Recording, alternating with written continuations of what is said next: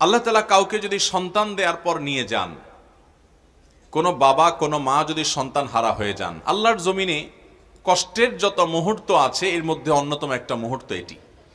এই সময় যদি আল্লাহর কোনো বান্দা সবর করে, ধৈর্য ধারণ করে, হাহুতাশ না করে, অস্থির না হয়, বেসবর না হয়, তো আল্লাহ রাব্বুল আলামিন তার এই আমলটা, এর বিনিময়ে তিনি যে সবর যে করলেন, এর বিনিময়ে তাকে এত বেশি সওয়াব এবং পুণ্য দিবেন, নেক দিবেন, যে এটা তার সবচেয়ে ওয়েটফুল হবে।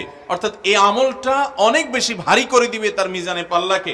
নবী করিম সাল্লাল্লাহু আলাইহি ওয়াসাল্লাম মুসনাদ আহমদ হাদিসে বলেছেন, বাহ বাহ, আরবিতে বাহ বাহ বলা হয়, আমরা যেরকম বাংলাতে অবাক হয়ে বলি বাহ বাহ, মাশাআল্লাহ, এই টাইপের।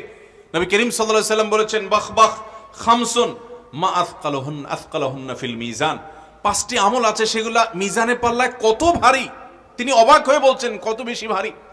এই পাঁচটি